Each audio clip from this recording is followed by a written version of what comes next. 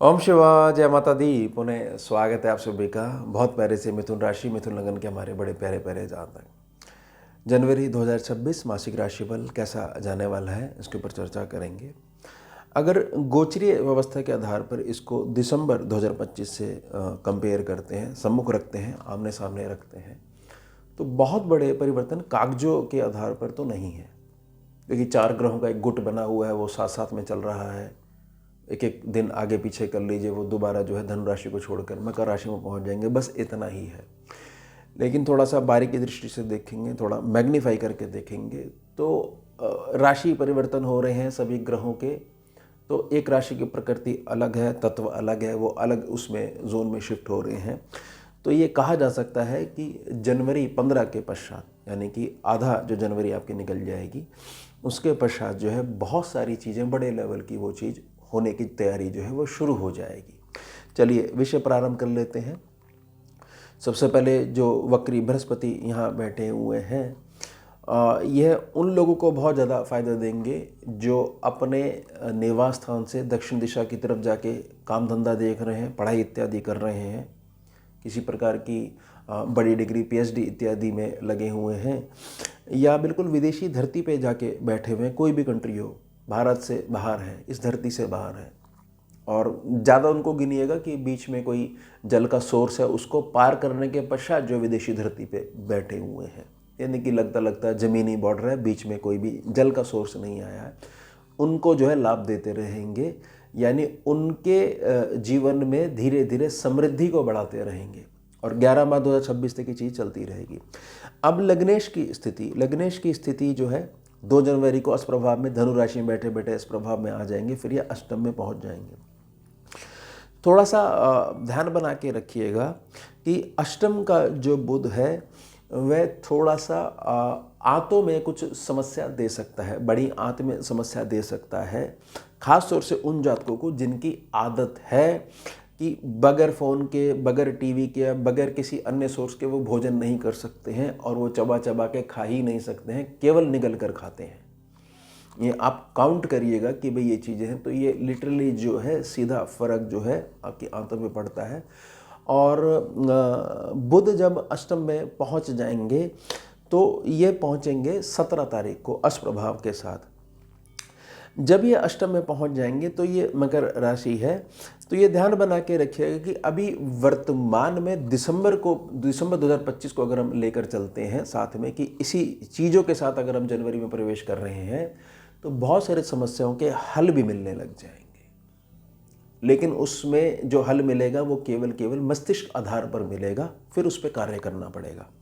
धन की स्थिति को समझ लेते हैं, क्योंकि चंद्रमा है, चंद्रमा पे कंट्रोल कर पाना बहुत मुश्किल है, क्योंकि चाल बड़ी तेज़ है। एक गणना करेंगे फिर वो एकदम से आगे पहुंच जाएंगे, हर तीसरे दिन जो है वो गणना बदलती रहती है।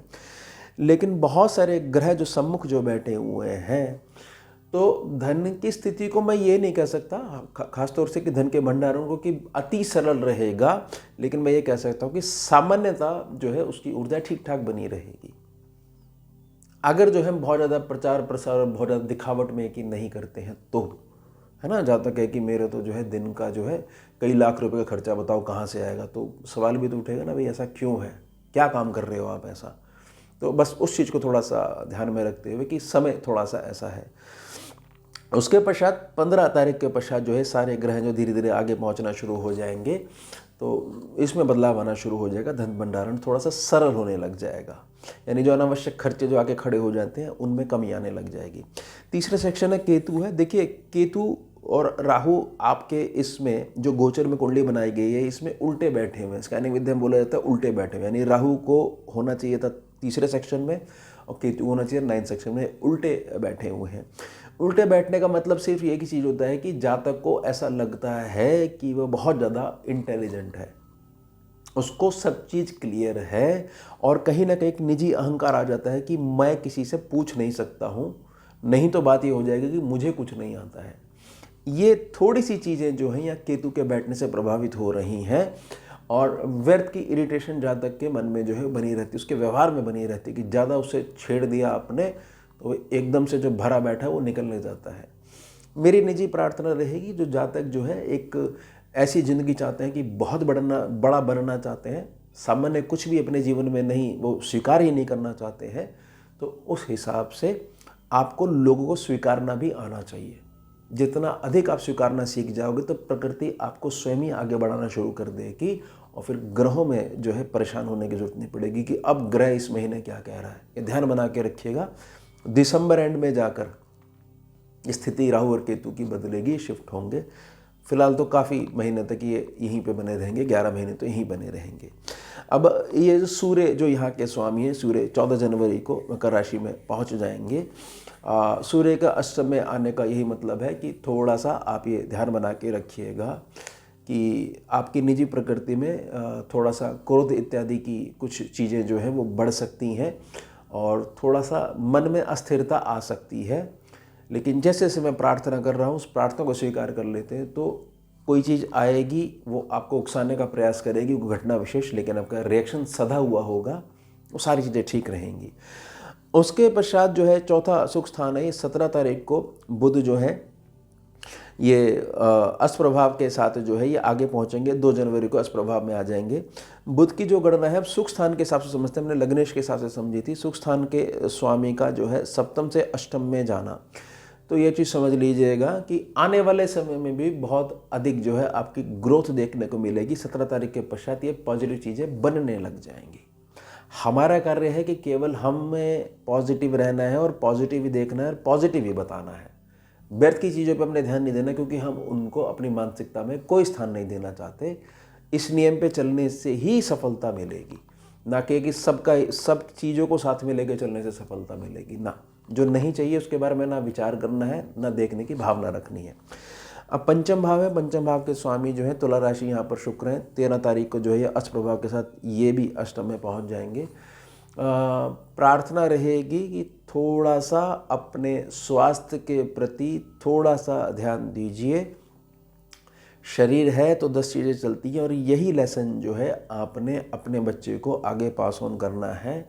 और थोड़ा सा मेरी निजी प्रार्थना रहेगी कि यहाँ पर आपके संतान पक्ष की संगत कुछ प्रभावित हो सकती है, अपोजिट जो है उसके प्रति कुछ आकर्षण हो सकता है। यहाँ पर बच्चे को माता पिता के मार्गदर्शन की आवश्यकता है, उनके निजी अनुभव, जीवन का जो अनुभव है उसकी आवश्यकता है। बाहरी व्यवस्थाओं को छोड़कर सबसे पहले अपने घर में क्या चल रहा है उसको देखने का प्रयास करिएगा। छठा सेक्शन है, छठे सेक्शन के स्वामी मंगल जो है अष्ट प्रभाव के साथ 16 तारीख को ये सप्तम भाव से यानी धनु राशि से निकल के यहाँ पहुँच जाएंगे। अभी बेशक अष्टम भाव है, लेकिन 10 नंबर राशि में वो उच्च प्रभावी हो जाएंगे। उच्च प्रभावी होने का मतलब है कि एकदम से बल देने लग जाएंगे आपको। जब बल देने लग जाते हैं तो जातक के पास कहीं ना कहीं से धन का सोर्स बनता है, बस वो सोर्स जो है वो दिमाग में नहीं जुड़ना चाहिए, और ना पब्लिकली उसका जो है एक प्रकार से शोर शराबा होना चाहिए। बस यही मैं आपसे प्रार्थना करना चाह रहा हूँ, क्योंकि उसके पश्चात जो है जातक जो है 10 चीज़ें जो है अपनी छोड़ देता है, एक ही मार्ग पकड़ लेता है। आगे जाके गोचर व्यवस्था में जैसी परिवर्तन आता है, जातक कहता है बताइए तो थोड़ी सी बारिश हुई, हमें तो लग रहा था बारिश जो है आजीवन चलती रहेगी। ग्रह जो आपको सिखाने आ रहा है, आपने वो टीचिंग्स पकड़नी होती है गोचरी कुंडली के माध्यम से। उसके पश्चात धनु राशि जहाँ पर है, ये 4 ग्रह बैठे हुए हैं। ये जिधर देख रहे हैं कल्याण उधर करेंगे, जिस सेक्शन पे बैठे हुए उधर भीड़ लगा के बैठेंगे। यहाँ से सारे ग्रह हट जाएंगे। स्वामी जो बृहस्पति है उनकी जो दृष्टि पड़ रही है वो कुछ कल्याणात्मक दृष्टि होगी। तो उसमें ये मानिएगा कि जो हमारी रिश्तेदारी में जो हमारा पैसा गया हुआ है उसकी रिकवरी के बहुत अधिक चांस जो हैं 17 तारीख के पश्चात हमारे को दिखने शुरू हो जाएंगे, मिलने शुरू हो जाएंगे। कुछ पैसा आपका टूटे में मतलब टूटे में आपके पास वापस आने लग जाएगा। इकट्ठा एकदम आने के कोई बहुत तेज संकेत नहीं मिल रहे हैं। और घर में जो आंतरिक डिस्टर्बेंस जो बनी रहती है उसमें जो है संतुलन देखने को मिलेगा, खासतौर से पति पत्नी के मध्य। हालांकि टीम है, टीम में कोई भी एक बिगड़ेगा तो पूरी टीम हार जाती है, लोग ये समझते नहीं है, इसलिए ज़्यादा परेशान रहते हैं। बाकी सलाह देने में ऐसे लोग बहुत आगे रहते हैं, उनको समझना चाहिए कि घर की ये टीम ही अगर बिगड़ी हुई है तो कुछ नहीं होने वाला, क्योंकि पूरी टीम ही हार जाएगी। भले ये हो कि नहीं हम सही हैं वो गलत है, इसी गणना में सही गलत की गणना में ही सारी जो है टीम हार जाती है। ये चीज़ ठीक कर लेंगे तो 10 ग्रह अपने आप ही आपके ठीक बने हुए ये समझ में आने लग जाएगा। अब यहाँ पर 8वें सेक्शन को और 9वें सेक्शन को इकट्ठे ले लेते हैं। देखिए, अष्टम भाव में जब ये सारे ग्रह इकट्ठे हो जाएंगे तो मेरी निजी प्रार्थना रहेगी कि 15 जनवरी के पश्चात जो स्थिति, धन भंडारण की स्थिति जो है वो ठीक होने लग जाएगी आपकी। और यहाँ पर ये चीज़ समझिएगा कि अष्टम भाव में है तो थोड़ा सा आप ना बिजी रहोगे कि हाँ अभी जो है ना हम बिजी हैं, चाहे वो किसी समस्या के रूप में बिजी हो या किसी खुशी के रूप में बिजी हो, हम बिजी बने हुए हैं। अभी हमारे सर पे थोड़ा सा भार बना हुआ है, उसको भार ना स्वीकार करते हुए, उसको जो है प्रभु का आशीर्वाद स्वीकार करते हुए अगर देखने लग जाओगे तो समझ में आएगा कि हमने प्रार्थना करी है भगवान सोना सोना सोना, और हमने कंडीशन दे दी कि नहीं अग्नि नहीं चाहिए, अग्नि नहीं चाहिए। अब दोनों चीज़ों का मिलन जब तक नहीं होगा तो सोने में निखार नहीं आएगा। बस ये वाली चीज़। और भाग्य सेक्शन पे जो राहु बैठे, मैंने प्रार्थना करी है कि ये उल्टे बैठे हुए हैं। भाग्य सेक्शन रिलेटेड है, किसी प्रकार से कोई जातक कहता है कि मेरे को बड़ी परेशानी आ रही है, दिसंबर से मैं ये परेशानी झेल रहा हूँ। राहु ना गौ माता से बहुत डरता है, भारतीय देशी गौ माता, ना कि वो जो दूसरी जो लैब में बनी हुई है, वो ज़बरदस्ती उसको गाय बना रखा है। जो भारतीय देशी गौ माता है वही ही गौ माता है। तो थोड़ा सा उसका स्पर्श आपकी 100 समस्याओं को काट सकता है, इतना डरता है राहु। ये स्कैनिंग विद्या के पैनल की कुछ चीज़ें मैं समझाने का प्रयास कर रहा हूँ। अगर गौशाला में एंट्री ले लेते हो तो गौशाला में राहु की ऊर्जा, जो प्लैनेट की ऊर्जा, वो बाहर ही खड़ी रह जाती है और कटना शुरू हो जाती है, क्योंकि वो गौ माता के आशीर्वाद की जो ऊर्जा लेके आओगे वो राहु को ख़त्म करती है। यानी नेगेटिविटी, नेगेटिव सोच को, जिसकी वजह से जो है बहुत तेज़ी से गुस्सा आता है, घर में जो है कलेश का माहौल रहता है, उसको थोड़ा सा कम करती है। और ज़्यादा इसमें करने लग जाता तो हमेशा के लिए ख़त्म भी कर सकती है। इस पे जाइएगा रेगुलरिटी के हिसाब से, क्योंकि ये काफ़ी लंबे समय तक यहीं बैठे रहेंगे कुंभ राशि में। अब शनि पे चलते हैं। शनि यहाँ पर आगे बढ़त देंगे, सामान्य चल रहे हैं, आने वाले समय में ये 40 दिनों के लिए अष्टप्रभाव में भी रहेंगे। कुल मिला के शनि जो है ये पूरे वर्ष जो है ये मीन राशि में बैठे रहेंगे। शनि की जो तीसरी दृष्टि है ये बड़े लाभ को, ये जो 26 है ये जाते जाते आपको बड़े लाभ भी देने लग जाएगी और आधार रहेगा आपका कर्म क्षेत्र। लाभ स्थान की बात कर लेता हूँ। लाभ स्थान में जो है स्वामी मंगल है, मेष राशि है। मंगल जो है उच्च प्रभावी हो जाएंगे, लेकिन अष्टम में उच्च प्रभावी हो जाएंगे। मेरी निजी प्रार्थना रहेगी कि बहुत बड़ा रिस्क बहुत बड़े काम के लिए मत लीजिएगा जब तक मकर में बैठे हुए हैं। थोड़ा सा पैसों के हिसाब में कुछ जो है मंगल, क्योंकि अष्टम में बैठे हुए, कुछ टक्कर दे सकते हैं। हालांकि ये गोचर पे बात हो रही है, लगन कुंडली में अगर मजबूत स्थिति होगी तो फिर वो उसकी जांच के पश्चात जो है आगे बढ़ा जा सकता है कि गणित सही बैठ रही है। अदरवाइज थोड़ा सा संभल के चलिएगा जब तक मकर राशि में है। बहुत तेज़ी जल्दबाजी मत करिएगा कि नहीं नहीं नहीं हमें विश्वास है और हमने जो है इतना अमाउंट दे दिया, अब घूम रहे हैं हम रिकवरी के लिए। और अंतिम जो द्वादश भाव है उसके स्वामी शुक्र जो है अष्टप्रभाव के साथ जो है अष्टम में पहुंच जाएंगे।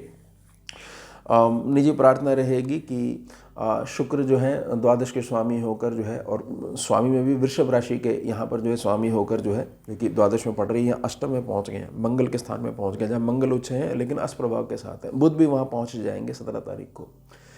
शुक्र के ऊपर प्रेशर पड़ने वाला है। मेरी निजी प्रार्थना रहेगी कि आप अपनी सेहत को, स्वास्थ्य को प्राथमिकता दीजिएगा, बाकी सारे कार्य स्वतः होने लग जाएंगे। निजी जीवन में अपने रात को सोने का जो समय है उसको संतुलन दीजिएगा, उठने का समय को संतुलन दीजिएगा, फिजिकल एक्टिविटी पे थोड़ा सा ध्यान दीजिएगा, बाकी सारे कार्य आपके ठीक होने लग जाएंगे। ये स्वास्थ्य वाली कुंजी को जो इग्नोर करता है वो ग्रहों से हमेशा पीड़ित ही बना रहता है। स्कैनिंग विद्या बड़ा स्पष्ट करती है। या ऐसा समझ लीजिए कि जातक जो है बातों में ये चाहता है रिजल्ट मिलने लग जाए, लेकिन कर्म के क्षेत्र को ये मांगता नहीं कि मुझे जो है ये अधिक मेहनत वाला आप सेक्शन जो है वो क्लियर करके दीजिए तो ही कुछ हो पाएगा, क्योंकि ऐसा ही होता है।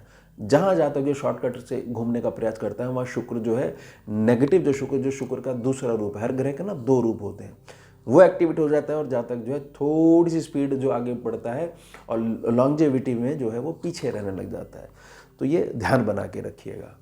तो यह हो गया हमारा उत्तम विषय। मिलते हैं आपसे अगले भाग में नए विषय के साथ। जुड़िए और जोड़िए। ओम शिवा, जय माता दी।